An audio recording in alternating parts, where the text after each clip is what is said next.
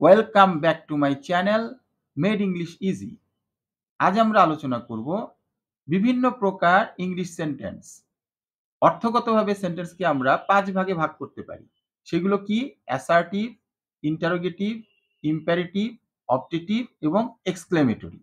Assertive sentence কোনগুলোকে বলে? যেগুলো সাধারণভাবে বর্ণনা দেয়, যেই সেন্টেন্সগুলো সাধারণভাবে বর্ণনা দেয়। ইন্টারোগেটিভ সেন্টেন্স কোনগুলো? প্রশ্নবোধক সেন্টেন্স। ইম্পারেটিভ সেন্টেন্স কোনগুলো? আদেশ, উপদেশ, অনুরোধ বুঝায়। অবজেক্টিভ সেন্টেন্স কোনগুলো? যেগুলো প্রার্থনা বা ইচ্ছা প্রকাশ করে। এক্সক্লেমেটরি সেন্টেন্স কোনগুলো? যেগুলো বিস্ময় প্রকাশ করে।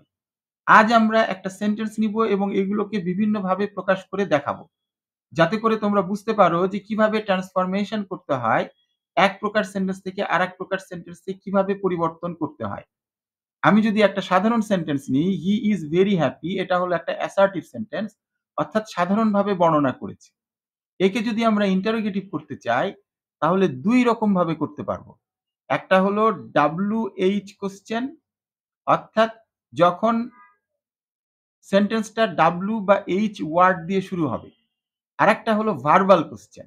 আমরা ১ম এই যে সেন্টেন্সটা করেছি সেটা হলো ভার্বাল কোয়েশ্চেন, অর্থাৎ বি ভার্বকে সাবজেক্টের আগে নিয়ে এসেছি।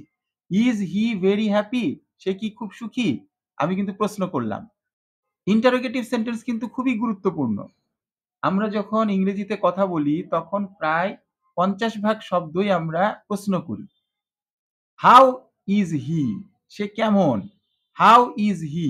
সে কেমন? এটা হলো WH কোয়েশ্চেন। তাহলে আমরা বলতে পারি ইন্টারোগেটিভ সেন্টেন্সকে আমরা ২ রকম ভাবে করতে পারি। একটা হলো ভার্বাল কোয়েশ্চেন, আরেকটা হলো WH কোয়েশ্চেন। এরপরে ইম্পারেটিভ সেন্টেন্স। ইম্পারেটিভ সেন্টেন্সে সবসময় ভার্ব ১ম এ আসবে। ভার্ব ১ম এ আসবে। যেমন আমরা বলি গো হোম এট ওয়ান্স, এখনই বাড়ি যাও। Give me a glass of water, অর্থাৎ আমি অনুরোধ করলাম। সিট ডাউন প্লিজ, বসে পড়ো। এইরকম ভার্ব দিয়ে যখন শুরু হবে সেগুলোকে আমরা বলি ইম্পারেটিভ সেন্টেন্স। এইখানে ইম্পারেটিভ করতে গেলে আমাদের ভার্ব আছে ইজ, তাহলে এটাকে বি ভার্ব দিয়ে আমাদেরকে করতে হবে। বি হ্যাপি অথবা let him be happy.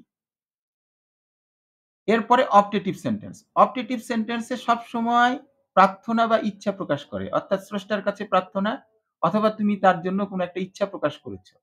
May you be happy, তুমি সুখী হও। এটা হলো তোমার প্রার্থনা অথবা এটা তোমার ইচ্ছা। যখন তুমি অপটেটিভ সেন্টেন্স করবা, প্রত্যেকটা অপটেটিভ সেন্টেন্সেই তুমি ১ম এ অবশ্যই কি যুক্ত করবা? মে যুক্ত করবা। এরপরে হলো এক্সক্লেমেটরি সেন্টেন্স। এক্সক্লেমেটরি সেন্টেন্স বিস্ময় প্রকাশ করবে। How happy he is. এইখানে দেখো ইজটা কিন্তু সাবজেক্টের পরে বসেছে। অর্থাৎ একমাত্র ইন্টারোগেটিভ সেন্টেন্সেই ভার্ব সাবজেক্টের পূর্বে বসে। আর অন্য সকল ক্ষেত্রে ভার্ব সাবজেক্টের পরে বসে। এই প্যাটার্নটাই হলো এইরকম, হাউ হ্যাপি হি ইজ। এখন আমরা এই প্যাটার্ন অনুসারে নিম্নের সেন্টেন্স গুলো করব। হি ইজ ভেরি ইন্টেলিজেন্ট, একই রকম ভাবে আমরা বলবো ইজ হি ভেরি ইন্টেলিজেন্ট অথবা ইজন্ট হি ভেরি ইন্টেলিজেন্ট। আমরা যদি বলি ইজন্ট হি ভেরি ইন্টেলিজেন্ট তাহলে কিন্তু অর্থটা ঠিক থাকে। সে কি খুব সুখী নয়? তার মানে সে খুব। Is he very intelligent? সে কি খুব প্রতিভাবান নয়? তার মানে সে খুবই প্রতিভাবান। আমরা কিন্তু অন্যভাবেও করতে পারি। কিভাবে? WH কোয়েশ্চেন করে করতে পারি। আমরা বলতে পারি how intelligent is she? Imperative sentence আমরা কিভাবে করব? আমরা জানি ইম্পারেটিভ সেন্টেন্সে অবশ্যই ভার্ব ১ম এ আসবে। তাহলে বলবো be very intelligent. Objective sentence আমরা কিভাবে করব? মে নিয়ে আসবো। তাহলে বলবো may she be very intelligent. Allah তাকে খুব প্রতিভাবান করুক। এক্সক্লেমেটরি সেন্টেন্স আমরা কিভাবে করব? How intelligent she is. How intelligent she is. সে কতই না প্রতিভাবান। এরপরে টাইম ফ্লাইজ ভেরি ফাস্ট। এটাকে আমরা কিভাবে করব?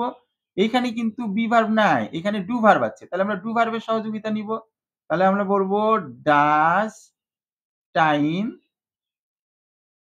ফ্লাই। কেন ফ্লাই? কারণ এই ইএসটা, এই যে ফ্লাইজ এর ইএসটা কোথায় চলে গেছে? ডাজ এর সাথে চলে গেছে। Does time fly very fast. সময় কি খুব দ্রুত যায়? এই সেন্টেন্সটা ইম্পারেটিভ বা অবজেক্টিভ করা যাবে না। এক্সক্লেমেটরি করা যাবে। কিভাবে করা যাবে? হাউ হাউ ফাস্ট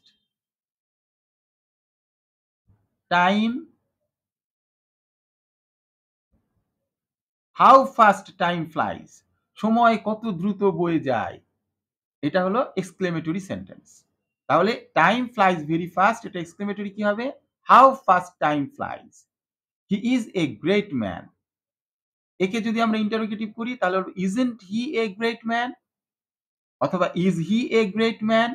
যদি আমরা বলি isn't he a great man তাহলে কিন্তু অর্থটা ঠিক থাকে। ইম্পারেটিভ সেন্টেন্স করলে বলবো be a great man. Optative sentence করলে বলবো may you be a great man. আর এক্সক্লেমেটরি সেন্টেন্স করলে বলবো হাউ গ্রেট হি ইজ। অথবা আমরা এটাকে বলতে পারি what a great man he is. এভাবেও কিন্তু আমরা এটাকে এক্সক্লেমেটরি সেন্টেন্স করতে পারি। আজকে এই পর্যন্তই। ধন্যবাদ সবাইকে। তোমরা আমার সাথে থেকো, অনেক কিছু শিখতে পারবে।